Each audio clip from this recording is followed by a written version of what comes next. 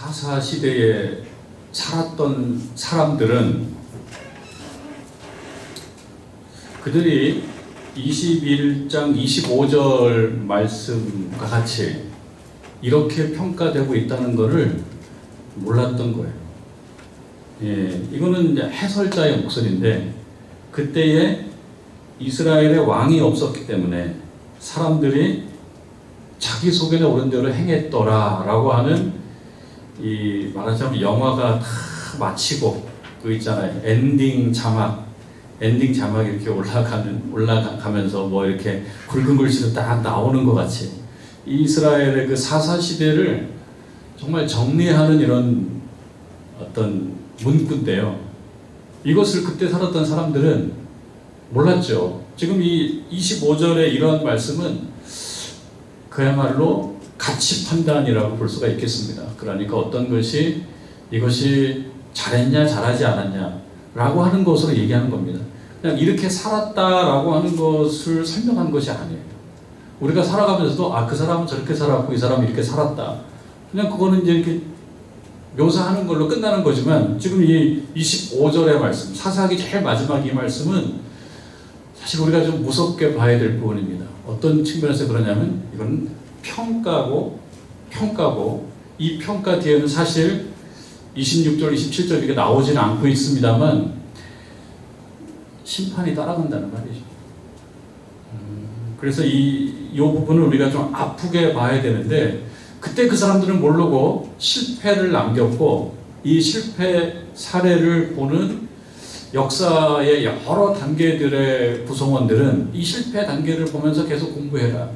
실패 사례를 공부해라. 그 실패 사례 속에 담겨져 있는 우리들을 향한 교훈은 무엇이냐면, 자기 속에 오른 대로 행했다라고 하는 이 유감스러움 다시 반복하지 말아라, 그런 뜻일 것입니다. 그러니까 우리들에게 주는 말씀은 자기 속에는 오른 대로 행하는 것, 요거 좀 연구를 깊게 해봐라. 자기 속에는 행하는 것이 뭐가 나빠요? 이렇게 얘기하고 싶은 분들 있을 수도 있습니다. 근데 이거는 이 본문이 하고자 하는 이야기는 아니죠. 이거는 문맥에서 의미가 결정되는 겁니다. 자기 소견에 옳은 대로 행했다라고 하는 것이 이 문맥에서 떨어져 나오면 뭐 괜찮을 수 있죠. 우리가 살아가면서 그럼 내 소견에 옳은 대로 행하지, 그럼 제 소견에 옳은 대로 행하나? 그렇지 않습니까? 내 소견에 옳은 대로 행하고 내가 편해야 되고 내가 맛있어야 되고 내가 즐거워야지, 그럼 제가 맛있어야 되고 제가 편해야 되고 제가 기분 좋아야 되나? 라고 이렇게 엉뚱하게 갖다가 해석한다라고 하면은 똑똑한 게 아니죠. 똑똑한 게 아닙니다. 이것은 문맥에서 결정되는 겁니다. 이 의미는. 이 문맥에서 얘기하는 것은 무엇입니까? 참으로 유감이다. 그런데 그들은 몰랐다. 이런 말씀이에요. 사사기 21장을 오늘 보게 되었고, 25절까지 한번 다 읽고 이렇게 마무리가 되겠습니다. 제가 사사기 강의를 이렇게 보니까 오늘이 37번째 강의 말씀이거든요. 그러면은 한 주도 안 빠지고 했다 그러면 37주인데 제가 한 달에 한 주 정도 빠지기 때문에, 그렇게 보게 되면 사사기 공부 시작한 지가 1년쯤 됐다. 1년쯤 된 것 같습니다. 딱 1년쯤 됐는데 1년이 지나간 거예요. 그것도 생각해 보면 뭐 말씀의 얘기는 아니지만 한 가지 의미심장한 것 같아요. 37번 그리고 빠진 것까지 고려한다 그러면 한 50주 정도가 이렇게 지나가는 마지막 시점에 결국은 오고야 마는구나 라고 하는 마음이 한편으로는 매우 사람을 겸하게 만들고 겸손하게 만들고 또 이렇게 낮아지게 만들고 그렇습니다. 그래서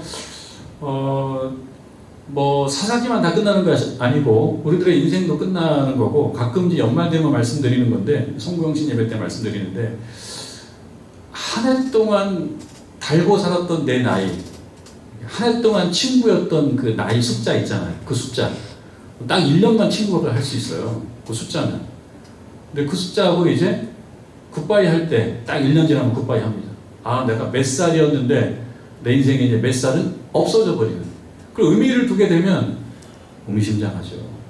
그래서 오늘 주어진 이 하루를 살아가는 것이 생각해 보면은 매우 값지다라고 하는 것, 그리고 참 감격스럽다라고 하는 것, 감동이다라고 하는 사실, 이런 걸 좀 알아야 되겠고요. 그래서 감정에 치우쳐서 이 제한된 하루를 살아가기에는 우리에게 주어진 날들은 매우 제한적이다. 그래서 아깝다. 감정들이 있습니다. 우리들 살아가다 보면 이래저래 감정들이 있잖아요. 그 감정들 중에 어떤 감정들이 말씀해요? 기분 나쁜 감정들. 나 누구에게 유감이야. 이런 감정들 되게 많거든요. 너 틀렸어. 이런 감정들이 참 많은데, 이 감정은 원인 제공은 혹시 그 사람이 좀 많이 했다고 하더라도 내가 그 감정이 내 마음속에 많이 있게 되면 이것이 자꾸 뭐가 될까? 이게 참 흘러넘쳐가지고, 이 감정이, 나쁜 감정이 흘러넘쳐가지고 자기도 상하게 만들 수 있는데, 21장에 나오는 말씀들을 놓고 보면요, 이스라엘 백성들이 그 흘러넘치는 분노, 정말 차고 넘치는 그 분노, 성질, 여기에서 경솔하게 맹세해버리고, 경솔하게 맹세하고, 나 안 해! 이렇게 막 해버리고, 너 죽었어! 이렇게 해버리고, 그런 것들로 인하여 이 그림이 이게 얼마나 좀 우울해지고 우중충해지는지를 이야기해주고 있습니다.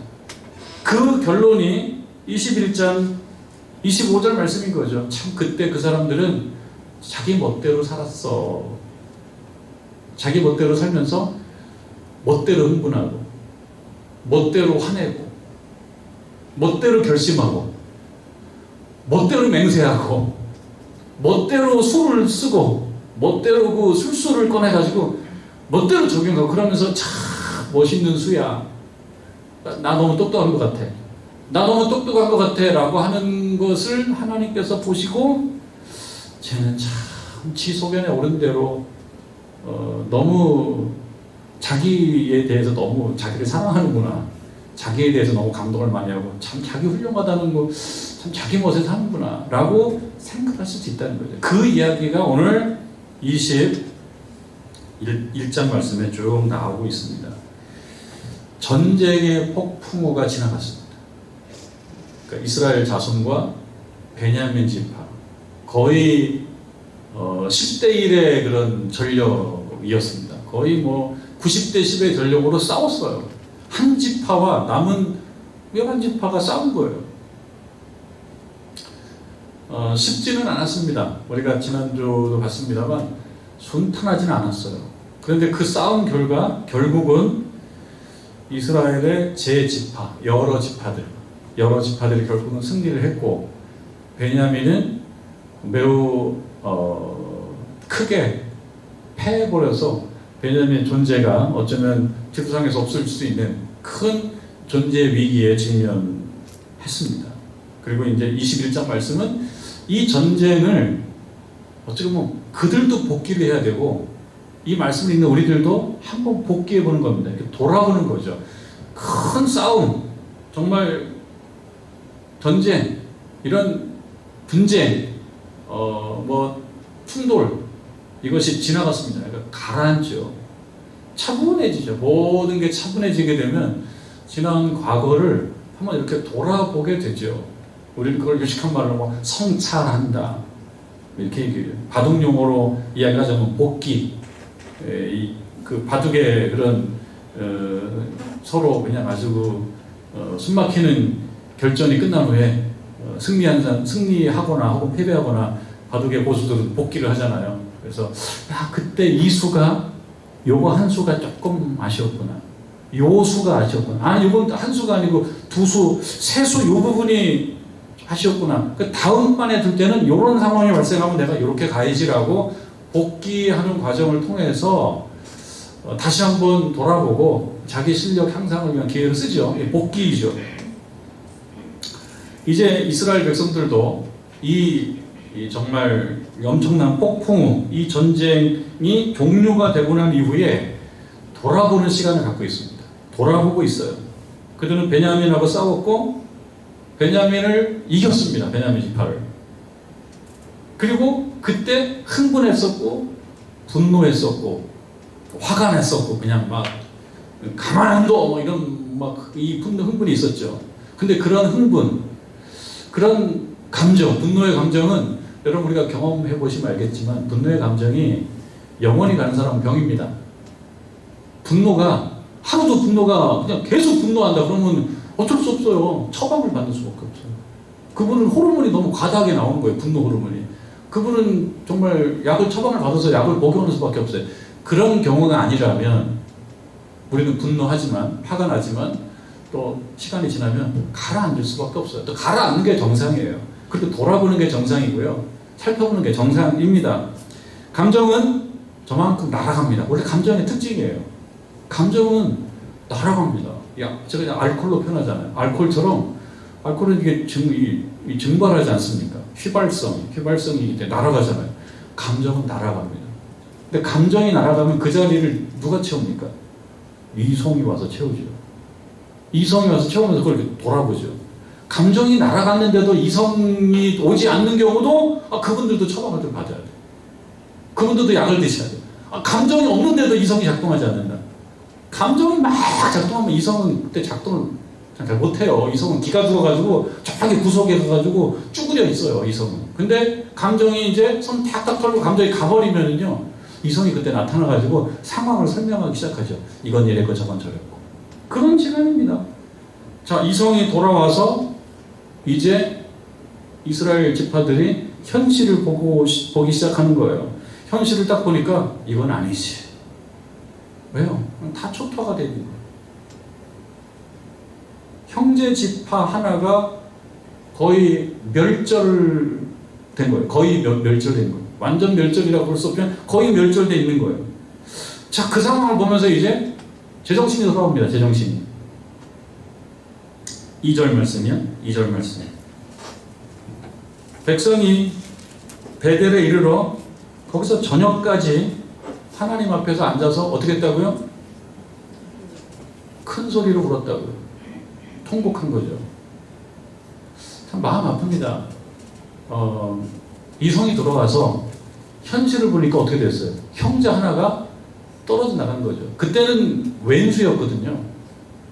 그때는 하여튼 좀 이렇게 우리가 좀 나쁜 놈이라고 합시다. 저 나쁜 놈이었거든요. 저 찰진 욕들이 많은데 그냥 나쁜 놈이라고 하시죠. 저 나쁜 놈! 그냥 저거는 그냥 없애야 돼! 라고 했던 그 감정이 사그러들으니까 3절에 보니까 이렇게 되어 있어요. 이르되 이스라엘 하나님 여호와여 어찌하여 이스라엘에 이런 일이 생겨서 오늘 이스라엘 중에 한 지파가 없어집니까? 여기서 지파라고 얘기했지만 뭡니까? 형제죠. 돌아보니까 뭐가 없어졌어요? 형제가 하나가 없어졌어요. 감정이 날아가 버리니까. 현실에 돌아오니까 형제가 없어졌어요. 그러니까 눈물이 나오기 시작합니다. 그래, 이게 꼭 잘한 건 아니었나 보다. 이런 생각이 들었어요. 이게 좀 잘한 건 아니었나 보다. 울기 시작하고 통곡해요. 여기까지는 또 좋습니다. 여기까지는 좋은데 3절부터 조금 우리로 하여금 고개를 갸우뚱하게 만드는 장면이 나와요. 이르되 이스라엘의 하나님 여호와여. 하나님을 불러요. 여기까지는 좋습니다. 하나님, 저희가 그때 요즘 하는 말로 미쳤었어요. 우리가 그때 미쳤었어요. 제정신이 아니었어요. 지금 정신 돌아와서 보니까 이건 아니었던 것 같아요. 라고 하는 건 괜찮아요. 그런데 좀 읽어보면 이스라엘 하나님 여호와여 어찌하여 이스라엘에 이런 일이 생겼습니까? 남일 보듯이 얘기하네요. 어째서 생겼습니까? 그러니까 이런 일이 생긴 책임으로부터 이렇게 말하는 화자는 약간 뒤로 나와 있는 느낌을 벌써 주는 게 조금 이상해요. 어떻게 이런 일이 생겨서 오늘 이스라엘 중에 한 지파가 없어지게 하시나이까? 없어지게 하다. 없어짐이 아니에요. 없어지게 하다. 이게 주어가 있을 거란 말이죠. 주어는 누구예요? 3장 처음 보니까 다시 보면은 이스라엘의 하나님 여호와요. 하나님을 불러요. 하나님 어찌해서 이거를 없어지게 하셨습니까? 이거는 요즘 애들이 쓰는 말로 엥? 이거죠. 뭐요 이거는? 이건 뭐요? 참 뭐예요 이거는? 하나님 어떻게 해서 없어지게 하셨습니까? 누가 한 거죠? 이거는 없어지게. 그래서 우리가 생각해 볼 때 신앙생활 하면서도 다 하나님의 뜻입니다. 이것도 상황에 따라서 믿음이 될 수 있지만 상황에 따라서는 상황 모면 면피 이렇게 될 수가 있거든요. 우리가 하면서 저는 아무것도 못해요. 다 하나님이 하시는 거예요. 정말 어떤 좋은 일이 생겼을 때 하나님이 했다라고 하면은 그거는 좀 겸손하게 뒀습니다. 성공해서 합격했어요. 하나님이 지혜를 주셔서 하신 거예요. 그건 좋아요. 그런데 실패했어요. 시험 봐서 성적이 뚝 떨어졌어요. 하나님 어찌해서 저로 하여금 이렇게 성적이 떨어지게 하셔요. 그럼 하나님께서 뭐라고 말씀하셔요? 너 일주일 동안 친구하고 놀러 갔다 왔잖아. 그거 어떡하라고. 하나님 입장에서는 그런데 하나님 어떻게 이렇게 성적이 떨어지게 하십니까? 잘못한 거는 내 탓이고 잘된 거는 하나님 은혜로 가는 게 그게 신앙이죠. 이 거꾸로 되어 있어요. 어떻게 해서 하나님 이렇게 일을 이렇게 망치셨어요? 이게 남 일이 돼버려요. 그래서 보면은 믿음인 것 같아. 하나님이 모든 걸 하신다. 우리가 살아가면서 하나님이 모든 걸 하신다. 믿음 같아요. 하나님 다 하시지. 하나님이 하신 거야. 좋은 일에 그렇게 얘기하면 괜찮은데 망한 것까지도 하나님이 하신 거야. 내 책임은 안타까워. 하나님께서 왜 그렇게 하셨을까? 그건 이해하기가 힘드네. 하나님을 이해할 수가 없어. 좀 안타깝습니다. 태도는 겸손한데 내용은 아주 교묘합니다. 통곡은 안타깝지만 하나님께 이 결과의 책임, 한 지파가 절멸되는 이 책임을 슬쩍 미루는 이러한 태도는 그들이 알는지 모르지만 매우 간교해요. 자신들이 감정적으로 너무 쉽게 판단한 거 아닙니까? 감정적으로 확 판단해버린 거잖아요. 결정해버린 거잖아요. 그리고 뭐야 한 거 아니에요. 거기는 시민이 잘해야 할 자리가 없어. 지난 주일날 말씀드렸습니다만 군중이 된다라고 하는 것은요 생각이 없는 겁니다. 우리가 군중 심리 속에 빠지게 되면 생각이 작동 안 하는 거예요. 누가 나 끌고 간 대로 끌려가는 거예요. 그 자신들이 군중이 돼서 한 거 아니에요? 근데 그걸 가지고 감정이 날아가 버린 자리에 와서 차갑게 생각하면서 하나님께서 이렇게 하셨을까? 자기가 슬쩍 뒤로 빠지는 매우 교묘한 그런 수를 쓰고 있습니다. 감정적 판단, 또 성급한 맹세 이런 걸로 나타난 결과인데요. 교묘하게 남 탓하는 것을 넘어서서 하나님 탓까지 하고 있다라고 하는 것은 이 사사시대가 보여주는 매우 유감스러운 한 페이지다.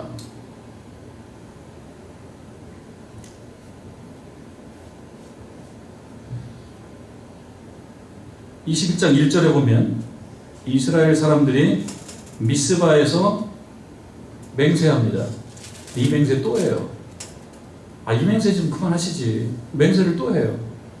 맹세는 꼭 해야 되는 것도 아니고 안 해야 되는 것도 아니지만 맹세를 하려면 좋은 맹세를 해야 됩니다. 이런 맹세가 되게 자꾸 발목을 잡아요. 맹세가 이르기를 우리 중에 누구든지 우리 딸을 베냐민 사람에게 아내로 주지 말자. 왜 그랬는지에 대한 얘기는 자세히 없지만 저놈들에게 줄 수 없어. 그거 아닙니까? 저놈들에게 줄 수 없어. 우리 딸을 저놈들에게 줄 수 없어. 거기서 맹세까지 해서 묶어놨어요. 맹세를 하고 묶어놨어요. 못 풀게. 말뚝을 박아놓은 거죠. 총에 그리고 여기만 맹세한 게 아니고요. 맹세가 또 있어요. 5절에 보면 이스라엘 자손이 이르되 이스라엘 온 지파 중에 총회와 함께하여 여호와 앞에 올라오지 아니한 자가 누구냐 하니 이는 그들이 크게 맹세하기를. 맹세를 또 하는데요. 뭐라고 맹세하냐면 미스바에 와서 여호와 앞에 이르지 아니한 자는 반드시 죽일 것이다. 이 총회에 참석하지 않은 사람들 죽일 것이다. 안 죽이면 내 손에 장을 지어야 된다.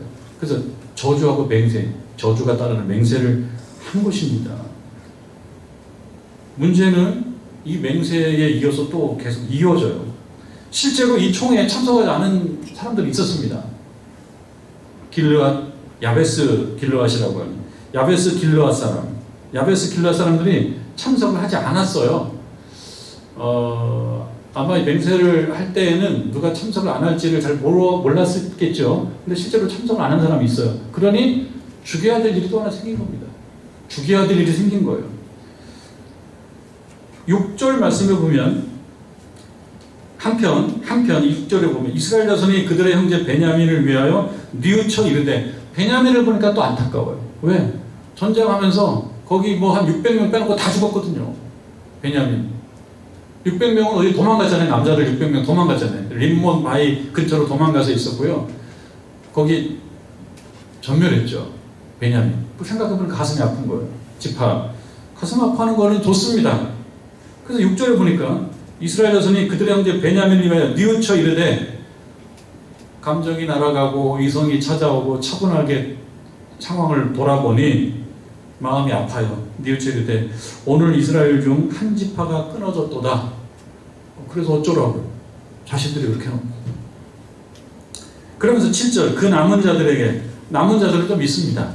일단은 어떤 사람이 남았냐면 전쟁하다가 패하고 도망간 전사들이 있어요. 한 600명 되는 전사들. 그 전사들이 어디 나왔냐면 20장 47절에 베냐민 사람, 46절에 이날에 베냐민 사람으로서 칼을 빼는 자가 다 엎드러진 것이 모두 25,000명. 25,000명 죽었고요. 47절 베냐민 사람 600명이 돌이켜 광야로 도망가서 림몬바위에 이르러 거기에 넉 달 동안 숨어 살았어요. 자, 그래서 이제 거의 절멸돼서 집 하나가 없어지는 상황입니다. 그러니까 7절에 그 남은 자들에게 우리가 어떻게 하면 아내를 얻게 할까? 그런데 또 말뚝을 박아놨잖아요. 그놈들에게는 우리의 딸을 주지 말자. 이렇게 맹세하러 말뚝을 박아놔놓고 또 걱정해요. 이 사람들에게 아내를 어떻게 찾아주지? 그러면서 생각이 돌아가죠. 이제 큰일 난 거예요. 이 사람들에게 아내를 찾아주지 않으면 여기서 이 사람들은 자손을 번창시킬 수 없고 이제 끝나는 거잖아요. 그러니까 아내를 찾아줘야 되겠다. 아니, 본인들 딸들을 주지 않기로 맹세해놓고, 그리고 또 돌아서서 보니까 또 불쌍하고, 그래서 어떻게 찾아줘야 되지? 하다가 보니까 또 전에 했던 맹세가 생각나요. 무슨 맹세요? 총회에 참석하지 않은 사람들은 다 죽여야 돼 라는 것이 생각이 납니다. 그래서 찾아봅시다. 찾아보는 거예요. 이제 8절에 보니까 또 이르되 이스라엘 지파 중 미스바에 올라와서 여호와께 이르지 아니한 자가 누구냐? 찾아보는 거예요. 누가 안 왔어? 어떤 사람들이 안 왔어? 일단 찾아봅시다 하고 찾아봤더니 있어요. 길르앗 야베스 길르앗 사람이 한 사람도 지경에 이르러 총회에 참석하지 아니했다. 10절에 보니까요, 회중이 큰 용사 12,000명을 또 보냅니다. 12,000명 보내서 어떻게 해요? 참석하지 않은 사람들은 또 전멸시키는 거죠. 진멸시키는 거죠. 다 죽이는 거예요.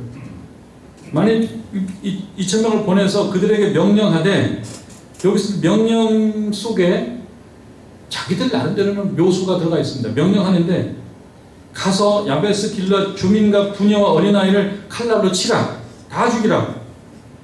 근데 11절 12절 보면요, 남자와 잔 여자는 다 진멸하여 바칠 것이다. 근데 12절에 주민 중에 젊은 처녀 400명은 죽이지 말고 데리고 오라. 이 여자들은 어떻게 하겠다는 겁니까?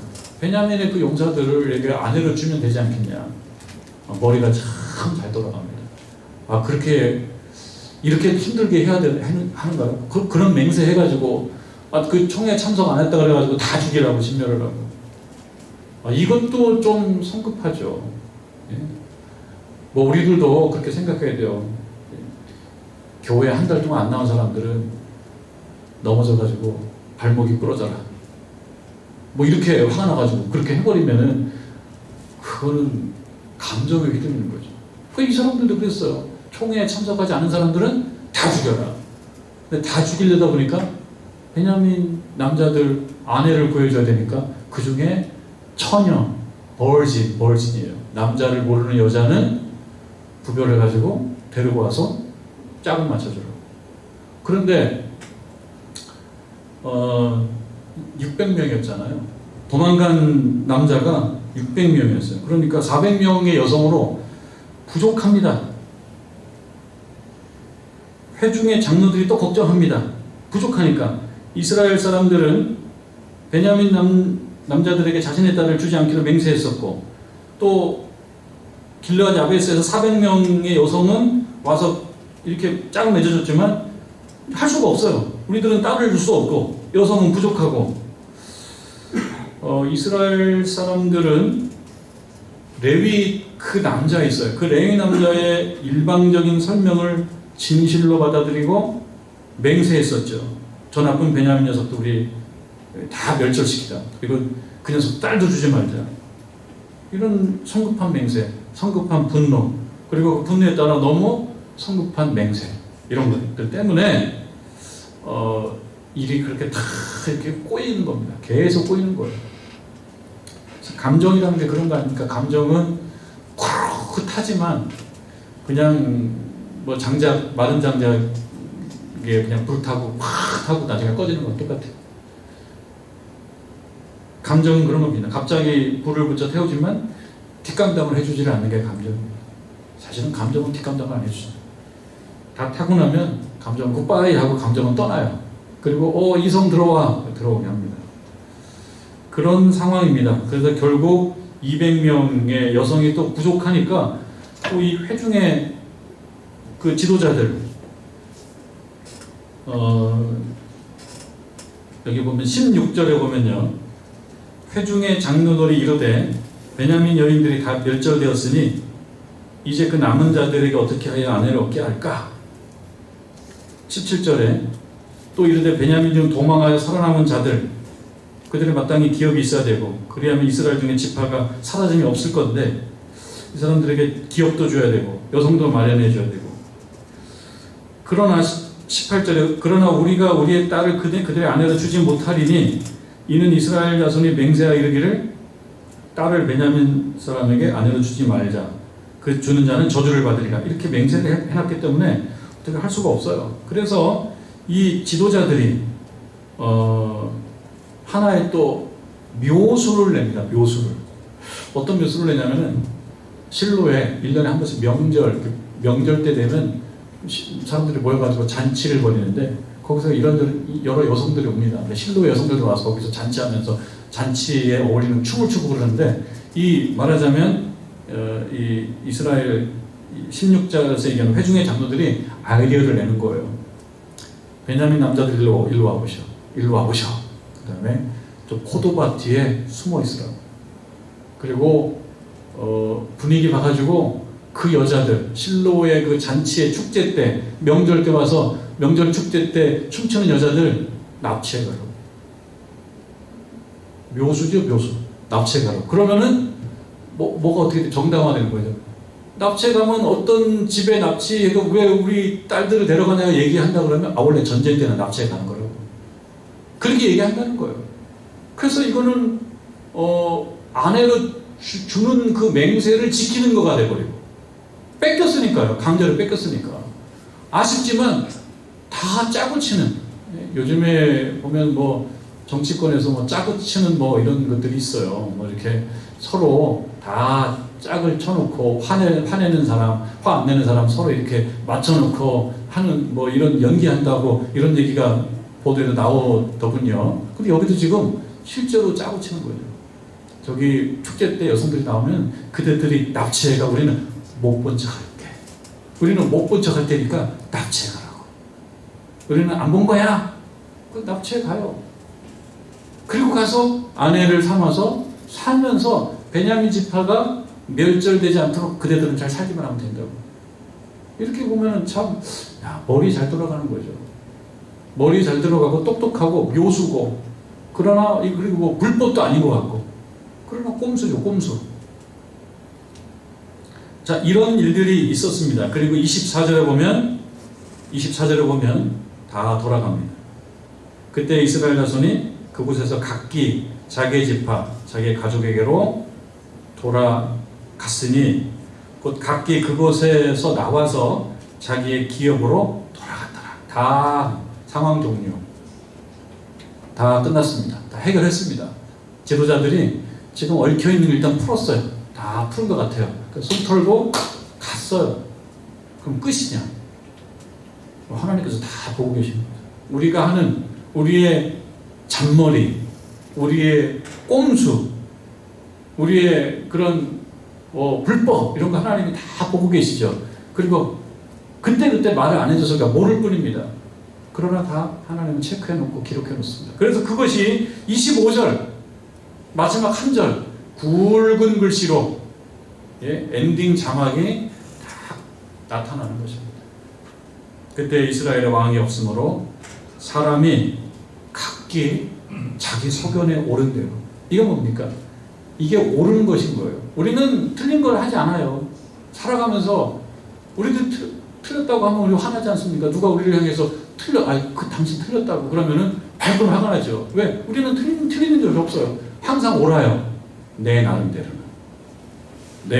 항상 옳아요. 나 틀렸다 그러면 화가 나요. 근데 거기에 성경 말씀은 어떤 점을 꼬집고 있냐면 자기 소견에 옳은 것. 그래, 옳긴 옳다. 근데 자기 소견에 옳다. 그것은 무슨 뜻입니까? 꼭 옳은 것은 아니다. 꼭 옳은 것은 아닌데 자기 소견에 옳은 대로 확신을 가져요. 또 거기에 또 그러면서 목소리 크게 내고 눈 부라리면 무슨 옳은 것처럼 나 거기 걸었어 이렇게 얘기하고 확신이 있어라고요. 확신이 있는 게 문제라니까요. 확신이 있으면 어떡하라고요. 틀렸는데 큰 소리 내고 화내고 그러면 그게 꼭 맞는 거 되나요? 근데 목소리 크면 이기는 걸로 돼버리기 때문에 우리가 어떤 상황에서 확신 있게 얘기해버리고 누가 나한테 뭐라고 말 못하게 틀렸어라는 말을 못하죠. 확신 있게 얘기하니까.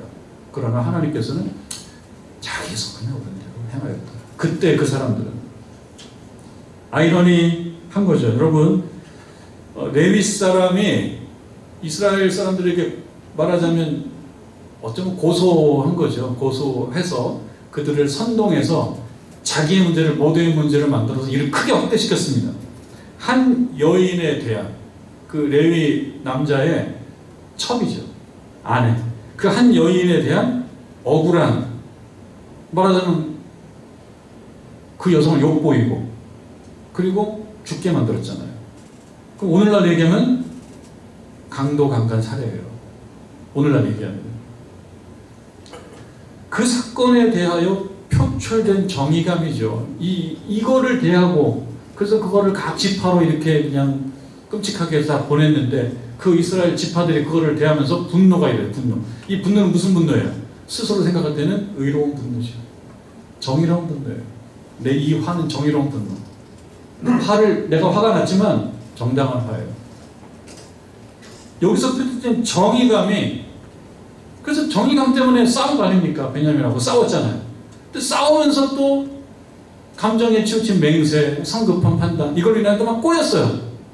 그래서 정의감에 의해서 이 억울함, 불의 이런 것들을 해결하기 위해서 처단하기 위해서 시작한 이 싸움 중에 아이러니하게도 두 마을이 몰살되고 여기 보면은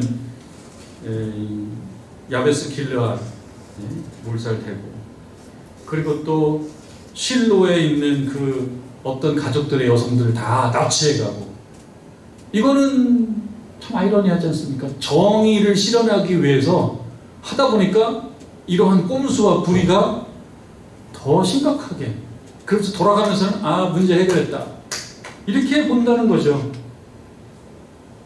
이런 정의감이 마을을 몰살시키고 여인들을 납치하는 것으로 비교되고 있다는 이러한 코미디 그야말로 블랙 코미디. 그리고 해설자가 결론적인 후렴이죠. 얘기한 겁니다. 그때 이스라엘에 왕이 없으므로 자기 소견에 오른 대로 답답하다는 거죠. 하나님 소견에 오른 대로가 아니라 자기 소견에 오른 대로. 이것은 무엇입니까? 하나님이 빠져 있으니 그건 신앙이지만 신앙이 아닌 거예요. 비신앙인 거예요. 그래서 이건 무신론인 거예요. 무신론적 인본주의. 자기 소견에 오른 대로 하는 거니까. 자기 내 생각에 오른 대로. 그러니까 교회는 다니지만 인본주의인 거죠. 그리고 그것은 어떻게 보면 무신론적일 수도 있습니다. 하나님 인정하지 않는 거예요. 그리고 또 하나는 무분별한 자기애입니다. 자기애. 나는 소중하다. 이거 누가 부정할 사람이 누가 있습니까? 자기 혼자 소중히 해야죠. 다른 가치를 누르면서 나는 소중하다. 이렇게 가면 안 되죠. 내 소견에 오른 대로 내 소견이 중요해. 자기애가 너무 강한 거는 자기가 소중한 건 알겠어요. 근데 자기 혼자 소중하고 말아야지. 자기 소중함이 하나님의 정의를 누르는 쪽으로 작동하고 있다는 것을 왜 모르냐는 거죠. 이 말은 개인을 존중한다는 뜻이 아니죠. 자기 보기에 좋은 것이 좋지 않다는 것이 아니라 이른바 자기 우상에 빠져 있다 라고 하는 것입니다. 그래서 우리는 우리 구체적인 삶에서 내 소견에 오른 대로가 아니라 하나님 소견에 오른 대로 하는 그것을 실천해야 된다 라는 가르침을 이 사사기는 마지막 이 굵은 한 절을 통해서 기독교 역사의 여러 단계의 신자들에게 이 부분을 중요하게 성찰해라. 이 말씀을 성찰하고 자기에 빠져서 하나님이 빠진 그런 비신앙에 빠지지 말아라 라고 하는 말씀을 해주고 있다. 이 결론을 듣고 사사기는 이렇게 끝납니다만, 사사기는 이렇게 마무리 짓는다만, 우리들 삶 가운데 하나님이 끊임없이 역사하시는 그런 하루하루를 살아가는 저와 여러분 되기를 주님의 이름으로 축원합니다.